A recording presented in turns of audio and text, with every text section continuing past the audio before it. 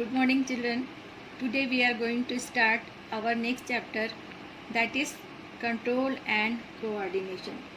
The body of higher animals like man is formed of a number of organ systems, that is digestive system, respiratory system, circulatory, excretory system, etc. Each of these is specialized for the specific functions such as nutrition, respiration, transportation of material, excretion, etc. Each system is formed of number of organs. For example, circulatory system comprises of heart, arteries, veins and blood. जो हमारा circulatory system है उसके different organs हैं. For example मैंने circulatory system का बताया. Circulatory system के organs क्या क्या हैं? हार्ट, आर्टरीज, वेन और ब्लड. और इन सभी ऑर्गन्स के अपने स्पेसिफिक वर्क हैं, स्पेसिफिक फंक्शंस हैं. इस बॉडी के हर और सिस्टम के और हर ऑर्गन्स के फंक्शन को कंट्रोल की ज़रूरत है. इस कंट्रोल के साथ में कोऑर्डिनेशन की ज़रूरत है. कोऑर्डिनेशन क्या है? Coordination is the working together of various organs in a systematic manner so as to produce a proper reaction to the stimuli. इस कोऑर्डिनेशन को हम ऐसे समझ सकते हैं कि हालांकि डिफरेंट ऑर्गन्स और system can not live isolated as these are interdependent and work in harmony to maintain the physical equilibrium. Body की सारी एक्टिविटीज़ को करने के लिए सारे ऑर्गन अलग अलग तो हैं, लेकिन वे एक दूसरे से इनके ऊपर डिपेंडेंट हैं. For example, while playing tennis there is a coordination between eyes, brain and muscles. Eyes क्या करती है? Eyes for the observation of ball. आँख का क्या काम है? सामने से बॉल आ रही है उसको देखती है. And brain for the analysis of these observation and the muscles for the giving proper response and movement to the ball. जब बॉल सामने से आती है, आईज हमारे क्या है? सेंस ऑर्गन है. इस सेंस ऑर्गन के थ्रू नर्व्स, सेंसरी नर्व्स के थ्रू मैसेज कहाँ पहुँच रहा है? ब्रेन के पास जाता है और ब्रेन कमांड करता है हमारे मसल्स को.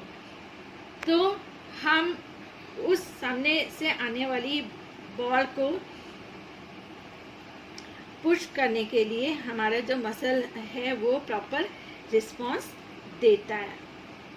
दूसरा एग्जांपल है, सामने से कोई लाइट आती है, हम रात के अंधेरे में जा रहे हैं, सामने से कोई लाइट आती है, हमारे आँख में पड़ती है, तो ऑटोमेटिकली जो हमारी आइज़ है वो बंद हो जाती है.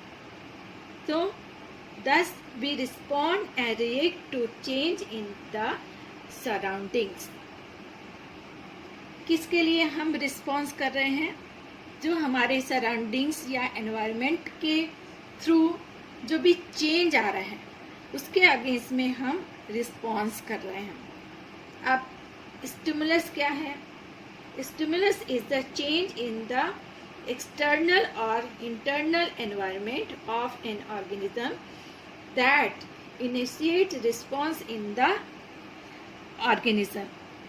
So they are फिर क्या चीज़ है? स्टिमुली वो चेंज है जो हमारे एक्सटर्नल या इंटरनल एनवायरनमेंट में चेंज लाता है और उसके अगेंस्ट में हमें रिस्पॉन्स करने के लिए इनिशिएट करता है. और रिस्पॉन्स क्या है? रिस्पॉन्स है, it is a reaction of, या कह सकते हो response is the action of an organ to stimulus. किसी भी स्टिमुलस के लिए एक्शन करना क्या है, रिस्पॉन्स है. So there are 2 types of stimulus. First is external stimuli. External stimuli is due to the environmental factors. Environmental factors क्या हो सकते हैं, जैसे हीट है, लाइट है, साउंड है, वाटर है, विंड है. ये एक्सटर्नल स्टिमुलस आप देख सकते हो, आप महसूस कर सकते हो. जब आपको ठंड लगती है उस समय आप क्या करते हो, ठंड के दिन में ज़्यादा ठंड लगती है तब आप गर्म कपड़े पहनते हो. हीट जब ज़्यादा होती है समर वेकेशन में आपको कूलर एसी की ज़रूरत पड़ती है, तब आपको गर्मी महसूस होती है तो आप क्या करते हो, कूलर एसी फैंस वगैरह ऑन करते हो. फिर नेक्स्ट है internal stimulus. It occurs within the organism. It may be due to the hormones, acid, enzyme etcetera present within the organism. हमारे शरीर के अंदर होने वाले या किसी के ऑर्गेनिज्म की बॉडी के अंदर होने वाले जो स्टिमुलस हैं वो कहलाते हैं इंटरनल स्टिमुलस. फॉर एग्जांपल, आपको जब भूख लगती है तो आप खाना खाते हो, प्यास लगती है तब आपको पानी पीने की ज़रूरत पड़ती है. सो both plants and animals respond to the various stimulus in different patterns.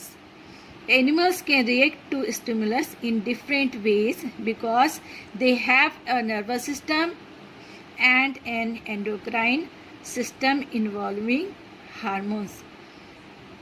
तो इस कंट्रोल और कोऑर्डिनेशन के लिए नर्वस सिस्टम और एंडोक्राइन सिस्टम से रिलीज होने वाले हार्मोन्स, ये दोनों ही बराबर बराबर के रिस्पॉन्सिबल हैं या बराबर बराबर की रिस्पॉन्सिबिलिटी नर्वस सिस्टम और एंडोक्राइन सिस्टम की है. हमारी जो नर्वस सिस्टम है उसका स्ट्रक्चरल और फंक्शनल यूनिट है न्यूरॉन.